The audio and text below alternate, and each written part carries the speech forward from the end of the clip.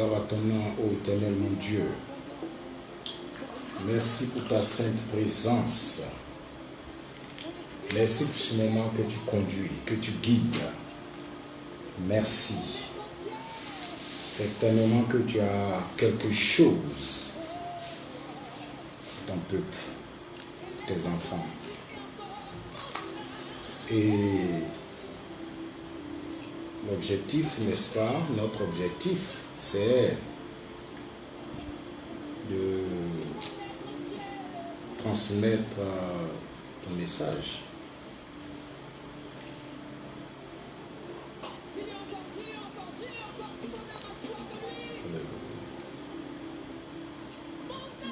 Alléluia. Bon, donc, voilà. Il est 21h. Donc, il est 21h GMT. Et nous allons commencer, n'est-ce pas, ce moment de méditation. Ça va durer une trentaine de minutes. Voilà. Donc, allons immédiatement lire le passage, n'est-ce pas, qui fait l'objet de notre méditation. Donc, ça va se trouver dans le livre de Matthieu, chapitre 25, à partir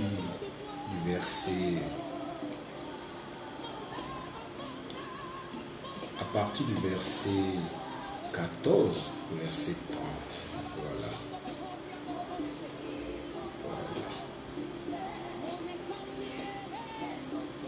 Alléluia.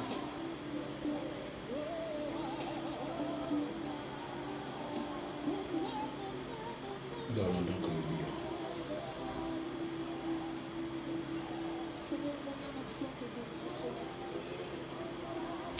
Ok. Donc, le passage, il fait l'objet de notre méditation.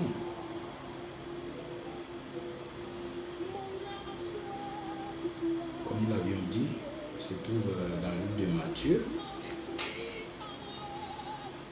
à partir du verset 14 jusqu'au verset 30.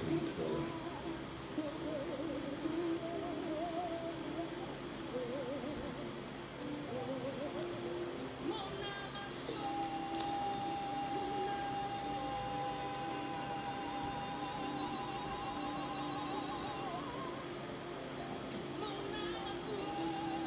Matthieu 30,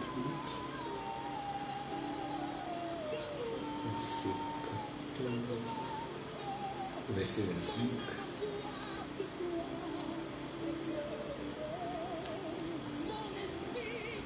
Voilà, donc nous le prenons. Le verset 14 au verset 30. Voilà, donc nous le lisons dans la version du livre de Louis II, dans la Bible. Donc ça va faire: il en sera comme d'un homme qui, partant pour un voyage, appela ses serviteurs et leur remit ses biens. Il donna 5 talents à l'un, 2 à l'autre, et au troisième, et un au troisième, à chacun selon sa capacité, et il partit. Aussitôt, celui qui avait reçu les 5 talents s'en alla, les fit valoir, et il gagna 5 autres talents. De même, celui qui avait reçu les 2 talents en gagna 2 autres. Celui qui n'en avait reçu qu'un alla faire un creux dans la terre et cacha l'argent de son maître. Longtemps après, le maître de ses serviteurs revint et leur fit rendre compte. Celui qui avait reçu les 5 talents s'approcha en apportant 5 autres talents et il dit: Seigneur, tu m'as remis 5 talents, voici, j'en ai gagné 5 autres. Son maître lui dit: c'est bien, bon et fidèle serviteur, tu as été fidèle en peu de choses, je te confierai d'autres, je te confierai beaucoup, entre dans la joie de ton maître. Voilà. Donc celui qui avait reçu les 2 talents s'approcha aussi et il dit, Seigneur, tu m'as remis 2 talents, voici j'en ai gagné 2 autres. Son maître lui dit, c'est bien, bon et fidèle serviteur, tu as été fidèle en peu de choses, je te confierai beaucoup, entre dans la joie de ton maître. Celui qui n'avait reçu qu'un talent s'approcha ensuite et il dit, Seigneur, je savais que tu es un homme dur, voici j'en ai gagné, voilà, un homme dur, que tu es un homme dur qui moissonne où tu n'as pas semé et qui amasse où tu n'as pas vanné. Voilà. Donc, j'ai eu peur et je suis allé cacher ton talent dans la terre. Voici, prends ce qui est à toi. Voilà. Son maître lui répondit, serviteur méchant et paresseux, tu savais que je moissonne où je n'ai pas semé et que j'amasse où je n'ai pas vanné. Il te fallait donc remettre mon argent au banquier et à mon retour, j'aurais retiré ce qui est à moi avec un intérêt. Alors le maître va ordonner, ôtez-lui donc le talent et donnez-le à celui qui a les 10 talents. Et nous allons conclure, verset 29. Car on donnera à celui qui a, et il sera dans l'abondance, mais à celui qui n'a pas, on ôtera même ce qu'il a. Et le serviteur inutile, jetez-le dans les ténèbres du dehors, voilà, où il y aura des pleurs et des grincements de dents. Voilà. Sur ce, nous terminons donc la lecture de ce passage. Comme nous avions dit, nous avons une trentaine de minutes, n'est-ce pas, de méditation. Et chers frères et sœurs, soyez les bienvenus. Nous allons rapidement incliner notre tête et confier ce bref moment, n'est-ce pas, de méditation sous la conduite du Saint-Esprit. Parce qu'une chose est de pouvoir compter sur sa propre intelligence, ses propres raisonnements, sa propre logique pour dire les choses, mais une autre chose est de transmettre réellement la pensée de Dieu. Si Dieu veut que nous insistions, n'est-ce pas, sur ce thème-là, c'est-à-dire que sur la parabole des talents et ses répercussions dans la vie du chrétien, c'est qu'il a un message particulier qu'il veut transmettre, n'est-ce pas, à son peuple. Donc nous allons prier. Ô Éternel mon Dieu, je ne peux que compter sur toi, n'est-ce pas, pour me conduire et pour me guider. Conduis-moi, guide-moi, accorde-moi, n'est-ce pas, ton intelligence et ton esprit, Seigneur, et ta pensée, afin que je puisse transmettre avec fidélité, Seigneur, ton message à ton peuple, Seigneur, qui a soif et qui veut entendre ta parole. Je te prie, Seigneur, de bénir tous les frères, les sœurs, les curieux qui vont arriver, n'est-ce pas, sur cette page pour écouter, n'est-ce pas, cette brève méditation. Seigneur, qu'en toutes choses, toute la gloire te revienne, parce que tu es Dieu, et que tu es mon Seigneur, que tu es mon maître, et que tu es mon roi. Et je suis ton serviteur. Merci bien. Que toute la gloire te revienne. Dans le nom de Jésus, notre Saint Sauveur. Amen. Donc, chers frères et sœurs, depuis ma bord, ce que je dis, c'est que en parcourant ce passage, on a comme l'impression que c'est un personnage, ce maître-là est un personnage qui a des biens. Ce n'est pas une impression, c'est une assurance qui a des biens et qui a pris son temps, n'est-ce pas, d'étudier chacun de ses serviteurs, et à un certain moment, il va décider donc de s'absenter. Et pour cela, ayant étudié chacun de ses serviteurs, en fonction des capacités, peut-être qu'il a eu le temps de déceler dans chacun de ses serviteurs, il va donc leur confier, n'est-ce pas, des talents. Il faut déjà dire que la Bible est tellement un livre qui est profond, un livre qui est aussi important que déjà même l'expression talent est utilisée ici. Alors qu'en réalité, nous allons comprendre que le talent était une valeur équivalente à, on va dire, ça varie de 10 salaires, 10 mois de salaire à 17 mois de salaire, certains même disent 20 mois de salaire. Donc, il va prendre le temps d'étudier ses serviteurs et après étude, le jour où il décide de s'absenter, il va prendre donc, on va dire, l'équivalent de ces talents-là. Il va distribuer à chacun de ses serviteurs en fonction des capacités, de leurs capacités. Et c'est ce que nous lisons, et nous l'avons à peine dit. Quand il va les appeler, donc il va dire que à partir du verset 14, comme nous l'avions déjà dit, voilà, il va remettre au verset 15, on dit, il donna 5 talents à l'un d'eux, à l'autre, 2 à l'autre, et 1 au troisième, à chacun selon sa capacité, et il partit. Donc, ça veut dire que ce maître-là, en confiant à chacun de ses serviteurs ses talents, c'était en fonction de leurs capacités. Ça veut dire qu'il a eu le temps, n'est-ce pas, de les étudier et il va leur confier donc ces sommes énormes. Je disais qu'un talent, c'est l'équivalent de, on va dire, de 15 à 20 mois de salaire. Voilà, donc c'est des sommes énormes qu'il confie à des personnes qu'il a eu le temps de connaître. Ce qui va nous intéresser par la suite, c'est le troisième serviteur. Voilà, c'est-à-dire que ce personnage-là va nous intéresser. D'autant plus que ce qui est intéressant aussi, c'est que les personnages dont il est question sont des personnages qui appartiennent, qui vivent et qui travaillent dans cette maison. Ce sont ses serviteurs. On ne nous présente pas des personnes qu'il va prendre au dehors et à qui il va remettre, n'est-ce pas, ces valeurs-là. Mais ce sont des personnes qui fréquentent la maison. Ce sont ses serviteurs, n'est-ce pas? Donc il a eu le temps de bien étudier. Voilà. Nous sommes en train de faire, on va dire, un survol d'analyse comme cela, mais ensuite nous allons en tirer des leçons par rapport à la vie du chrétien, qui a aussi fait son choix d'appartenir à une famille, à un groupe. Voilà. Donc le conseil d'ailleurs même que j'aurais voulu donner déjà, c'est que on va dire que cette méditation s'adresse principalement aux personnes qui ont décidé, n'est-ce pas, de marcher et de vivre en conformité à la parole de notre Seigneur. Voilà. Ce sont des conseils qui leur sont adressés.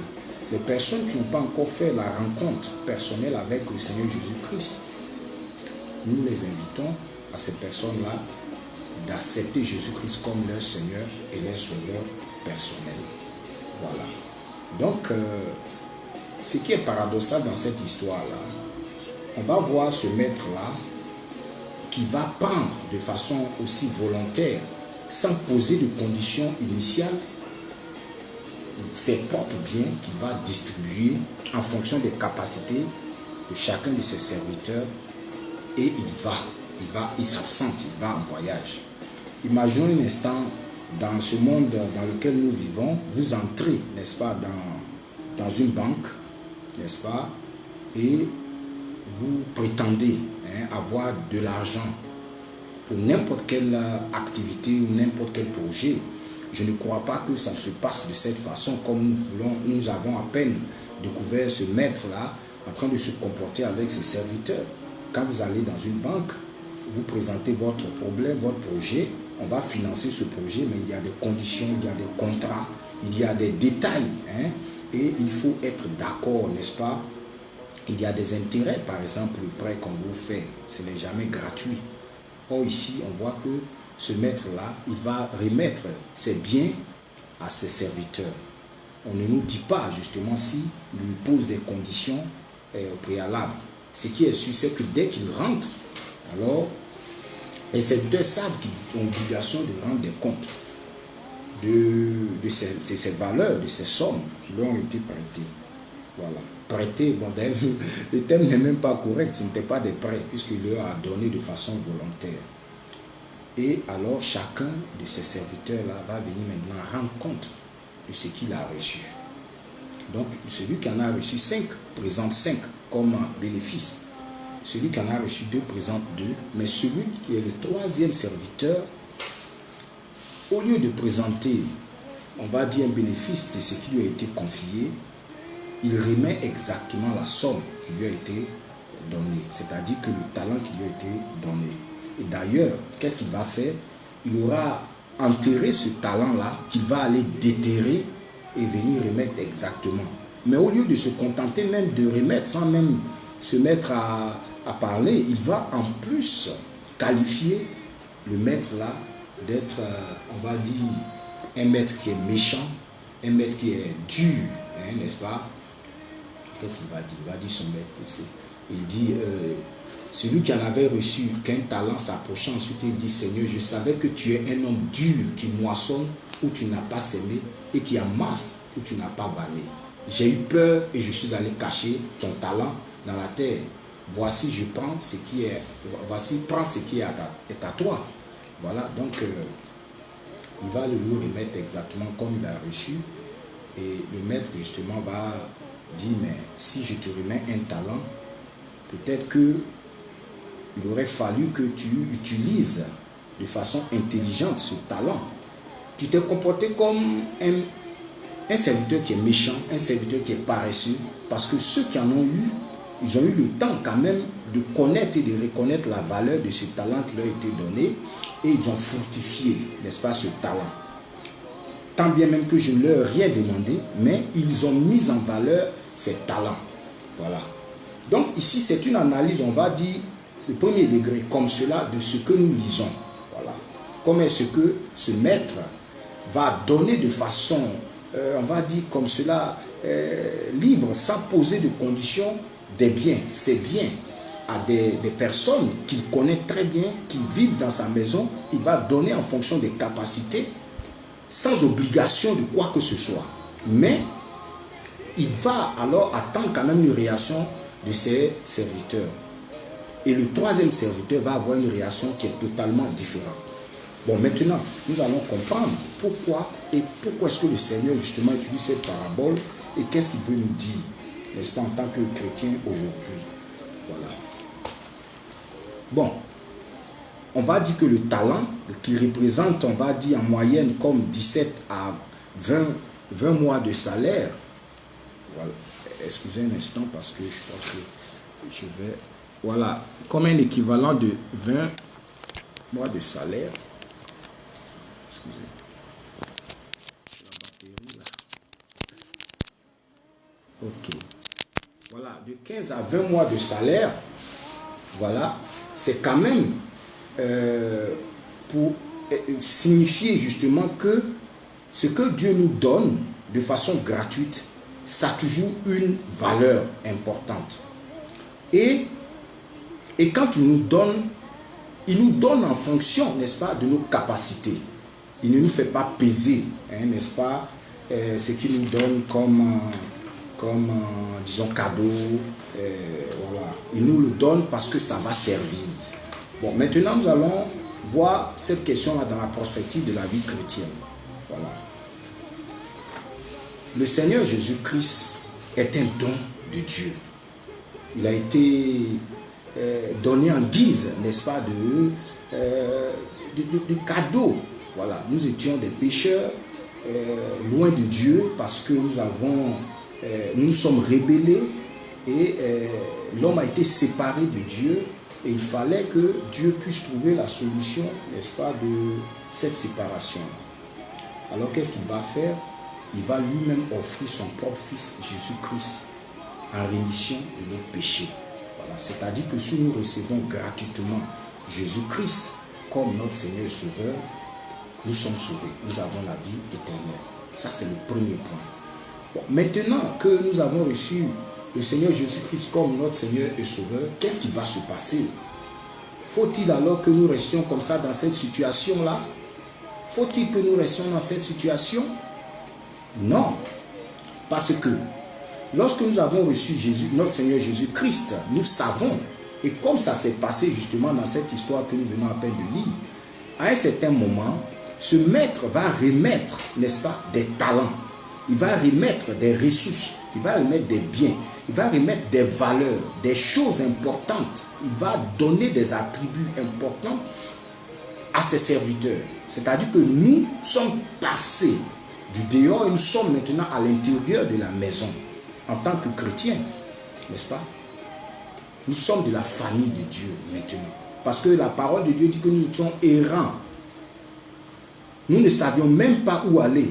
On était errants dans notre péché, dans notre condition. Mais Dieu nous a rachetés et nous a ramenés, n'est-ce pas, dans la bergerie. Et nous sommes dans cette bergerie-là. Mais en étant dans cette bergerie-là, est-ce que nous pouvons rester comme cela dans cette condition? Nous sommes sauvés, nous avons la vie éternelle. Nous allons comprendre alors que le Seigneur Jésus-Christ, quand il nous sauve, il va nous donner des attributs afin que nous puissions travailler pour lui. Et c'est ce que nous allons voir. C'est-à-dire que nous devons valoriser tous les attributs qu'il va nous donner. Dès l'instant où nous avons découvert qu'il nous a sauvés et que nous sommes dans la bergerie, il faut maintenant alors que nous puissions aussi à notre tour annoncer la bonne nouvelle à d'autres. Alléluia.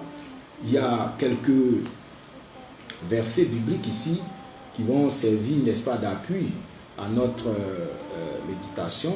Par exemple, quand vous prenez par exemple dans le livre de Matthieu au chapitre 5 à partir du verset 15, vous allez lire que il en est de même d'une lampe. Si on allume, ce n'est pas pour la mettre sous une mesure à grains.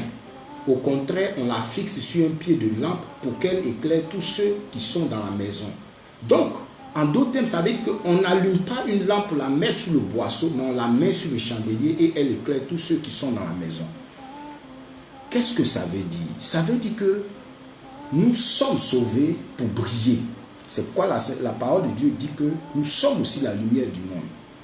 Si nous avons été sauvés et que nous appartenons au royaume du Seigneur, notre objectif aussi, c'est de mettre cette lumière-là.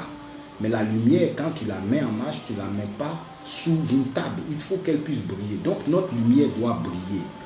Alléluia. C'est-à-dire que en tant que serviteur, quand Dieu va nous donner tous les talents, toutes les capacités, en tant qu'enfant de Dieu, nous devons aussi à notre tour refléter ce que Dieu nous a donné autour.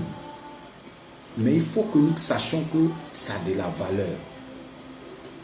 Dès l'instant où ce que nous avons reçu comme talent, don, d'aller autour annoncer par exemple la bonne nouvelle à ceux qui ne connaissent pas le Seigneur Jésus, nous ne le faisons pas. C'est comme si nous prenons cela pour enfouir dans le sol, dans la terre. Parce que nous ne réalisons pas, n'est-ce pas, de la bonté et de cette mission que nous avons. Donc ça, il est important que nous puissions le savoir. Nous avons aussi dit que si nous sommes aussi sauvés, que nous sommes dans la bergerie, nous ne pouvons pas être dans une situation où nous sommes paresseux. Quand vous allez lire, par exemple, la sentence que le Seigneur émet sur ce troisième serviteur-là, qu'est-ce qu'il va lui dire? Il va dire que oui, son maître lui répondit au verset 26. Celui qui n'avait reçu qu'un talent s'approchant ensuite lui dit, Seigneur, je savais que tu es un homme dur, qui moissonne où tu n'as pas semé et qui amasse où tu n'as pas vanné. J'ai eu peur et je suis allé cacher ton talent dans la terre. Voici, prends ce qui est à toi. Mais son maître alors va lui répondre, serviteur méchant et paresseux, tu savais que je moissonne où je n'ai pas semé et que j'amasse où je n'ai pas vanné. Il te fallait donc remettre mon argent au banquier et à mon retour, j'aurais retiré ce qui est à toi. La sentence finale, c'est qu'il dit, car on donnera à celui qui a et il sera dans l'abondance, mais à celui qui n'a pas, on ôtera même ce qu'il a. Et le serviteur inutile, jetez-le dans les ténèbres du dehors où il y aura des pleurs et des grincements de dents. À un certain moment, ça veut dire que, en fonction des talents que nous avons reçus, Dieu nous a analysés, nous a étudiés, il sait ce que nous sommes capables de faire. Le fait de refuser de faire avec le peu qu'il nous a donné, ça signifie que vraiment il n'y a pas de volonté de notre part de pouvoir contribuer, n'est-ce pas, à notre façon, à l'avancement du règne de Dieu. Et la sentence, elle est sévère. Jetez-le dans les ténèbres du dehors. Tu étais dans la sécurité de la maison, mais on va te jeter au dehors. C'est vrai que Dieu ne se répand pas de ses dons. C'est ce qui est dit effectivement dans la parole de Dieu. Si vous lisez, Dieu ne se répand pas de ses dons. Dans le livre de Romains 11, au verset 29, la Bible dit « Car les dons de la grâce et l'appel de Dieu sont irrévocables. » Quand Dieu t'a donné, c'est irrévocable. Le salut, bon, t'a donné le salut. Mais après, qu'est-ce que tu fais? Tu as été sauvé pour rester dans la maison, pour ne pas travailler, pour ne pas valoriser les dons qu'il t'a donnés. Ici, nous ne sommes pas en train de parler d'argent. Nous sommes en train de parler de l'action que toi tu fais. La foi sans les œuvres est morte. Mais ce n'est pas par les œuvres que nous sommes sauvés. Nous sommes sauvés par la foi, mais aussi quand nous sommes dans la maison, dans la bergerie, le Seigneur nous donne des talents pour que nous puissions aussi les mettre en action, en mouvement, pour porter les gens qui ne le connaissent pas à le rencontrer. Alléluia. Donc c'est la raison pour laquelle le troisième qui a reçu ce talent-là, qu'il n'a pas valorisé, il a risqué gros, parce qu'à la fin, il a été jeté hors. Il a été jeté hors. Il ne faut pas que cela soit notre condition. D'avoir été dans la maison, d'avoir connu le Seigneur, d'avoir annoncé l'évangile, d'avoir prophétisé, et qu'à la fin, le Seigneur nous dise que éloigne-toi de moi parce que je ne t'ai jamais connu. C'est triste. C'est triste. Pourquoi?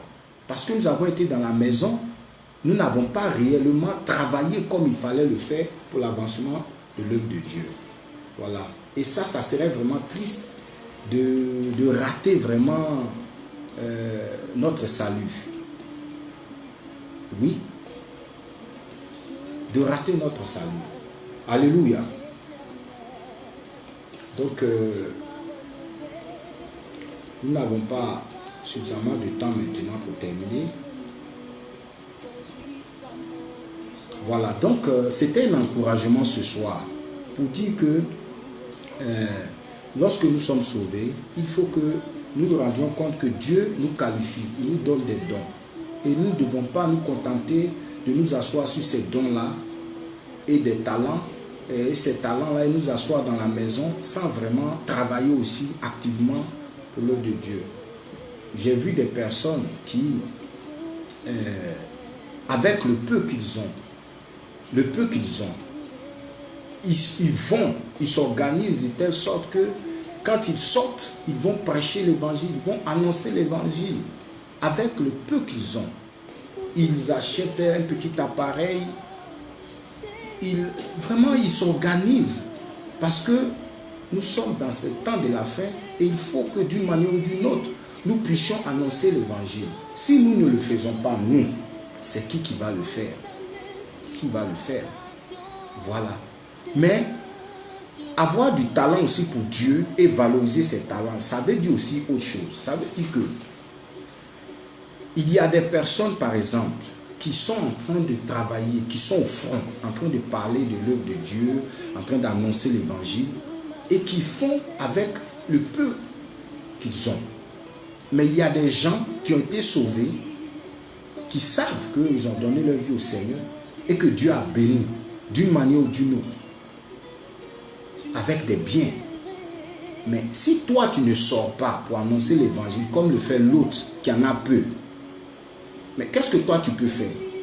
Il faut que tu contribues. Il faut soutenir aussi l'œuvre de ceux qui se sont engagés à sortir. Souvent, ils n'ont pas les moyens vraiment de faire plus. Il faut les soutenir. Pendant les vacances, j'étais en Afrique, j'ai vu des personnes comme cela, qui ont l'amour du Seigneur, qui veulent faire beaucoup, mais ils n'ont pas suffisamment de moyens pour pouvoir s'octroyer des appareils, des trucs, pour pouvoir faire le peu qu'il faut pour que l'œuvre de Dieu avance. Chers frères et sœurs, quand tu as été sauvé là, tu es dans la maison, le Seigneur t'a donné des talents. Les talents là, ça peut être aussi tes biens, ça peut être aussi tes qualités, ça peut être aussi ton intelligence, ça peut être beaucoup de choses, ça peut être tes capacités d'organisation. Il faut vraiment soutenir aussi les personnes aussi qui sont engagées dans l'œuvre de Dieu. Si tu ne peux pas être au front, tu peux mettre aussi tes moyens à disposition de ces personnes pour qu'on puisse avancer et annoncer la parole de Dieu. Alléluia. Tu es la lumière du monde, tu es le sel de la terre. Si le sel perd de sa saveur, on ne peut prendre que ce sel-là pour jeter au dehors, parce que ça ne sert à rien. La foi sans les œuvres est morte. Il faut que tu démontres aussi que, justement, tu as été sauvé et que aussi ce que Dieu t'a donné, tu puisses aussi l'utiliser pour soutenir les frères et sœurs qui sont dans le besoin et qui n'ont pas les moyens. Alléluia. Donc là, je crois que notre temps tire à sa fin. Je bénis le Seigneur. Vous savez, un jour, nous allons nous arrêter vraiment devant le trône de la gloire. Ça sera le moment du jugement. Et je vais dire que, à l'image de ces 10 vierges-là, il y a 5 vraiment qui ont pu aller aux noces, alors qu'il y a 5 qui n'ont pas pu entrer. Alors que, en principe, c'est les 10 qui devaient entrer. Mais parce qu'il n'y avait pas suffisamment d'huile dans la lampe, n'est-ce pas, de ces 5 autres qui n'ont pas été suffisamment prévoyantes. Oui, l'objectif c'est ça, aller aux noces de l'agneau. Nous devons être là-bas.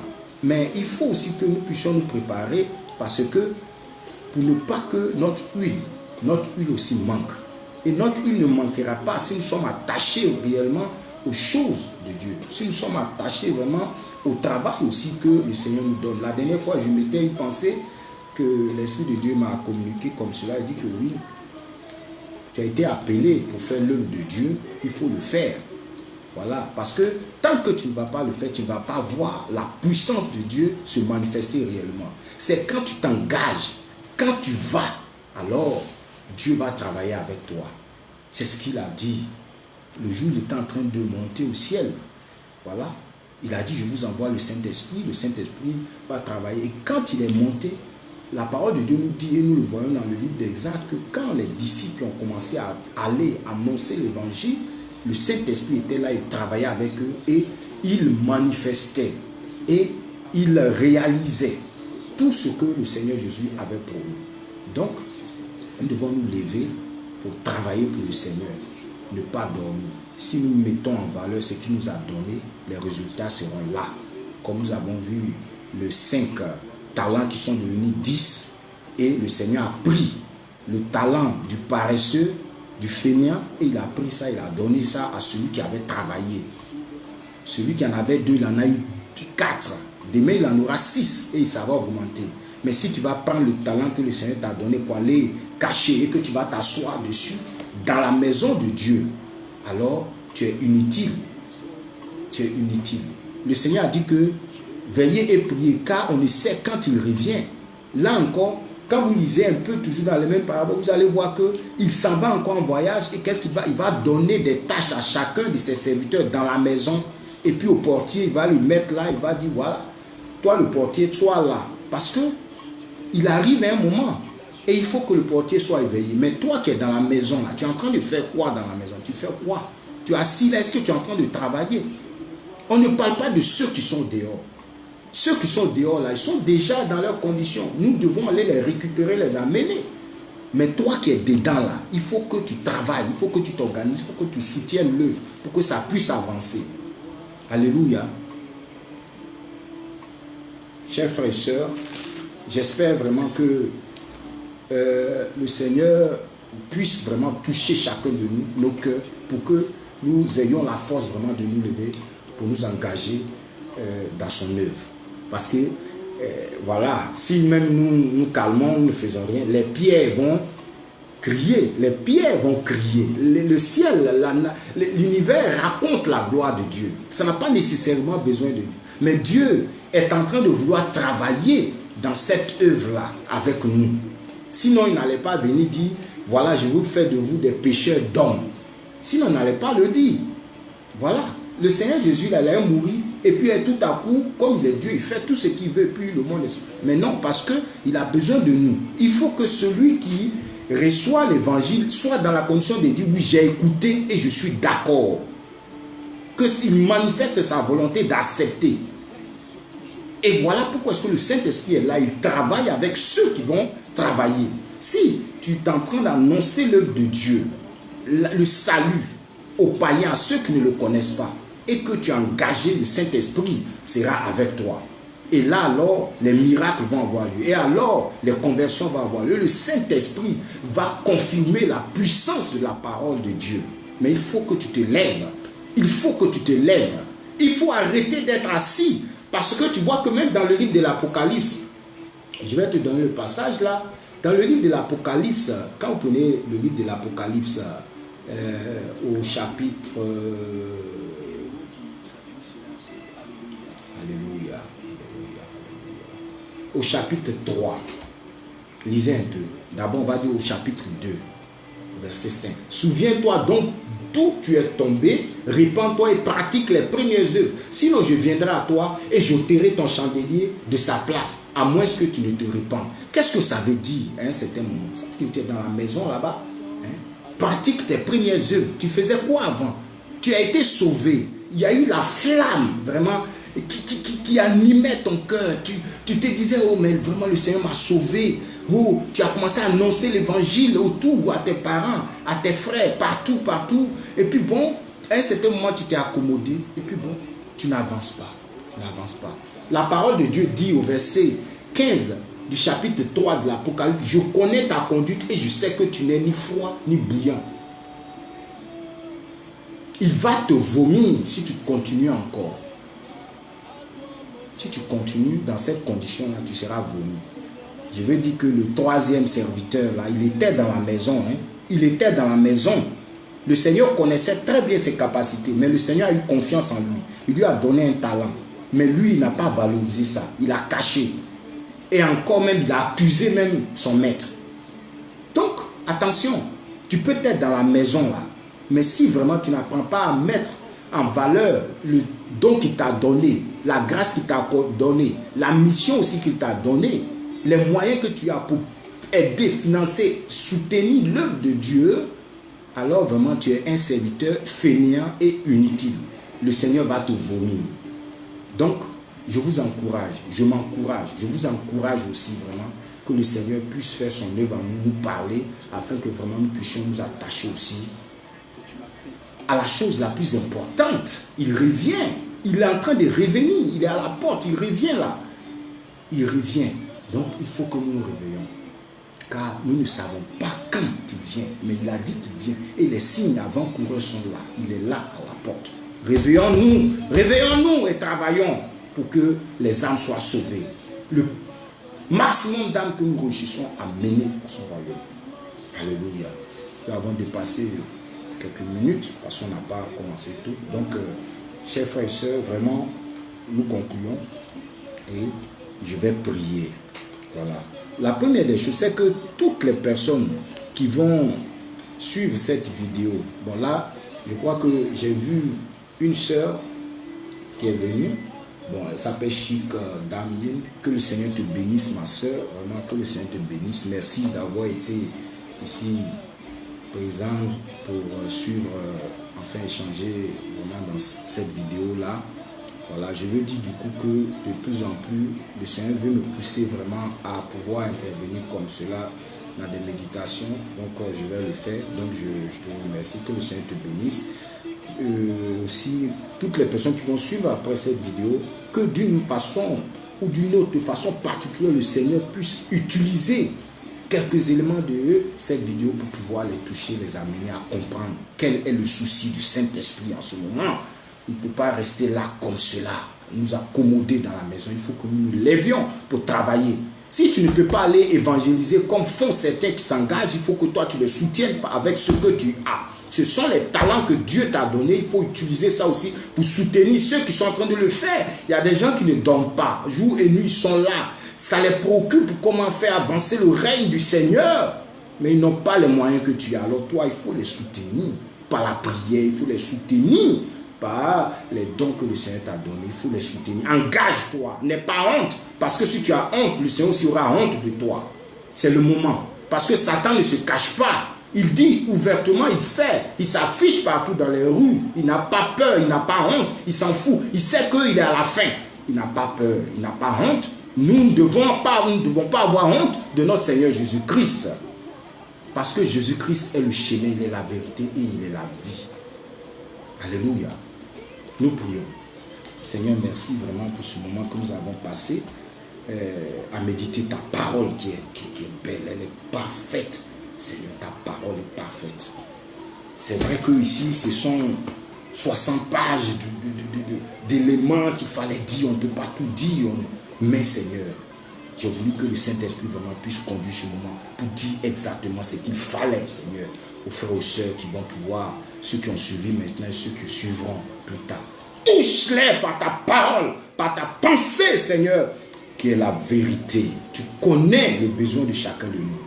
Aide-les, soutiens, bénis mes frères, soutiens, amène-les, Seigneur, vraiment à te connaître et à s'engager pour toi. Tu es capable parce que tu es Dieu, Seigneur. Merci, Père. Continue à m'aider, Seigneur, à vraiment te servir comme il se doit, dans ta crainte, dans ton amour, Seigneur. Que toute la gloire te revienne, Père, nous t'en prier, au nom puissant de Jésus-Christ de Nazareth, notre Seigneur Sauveur. Amen. Merci, Père.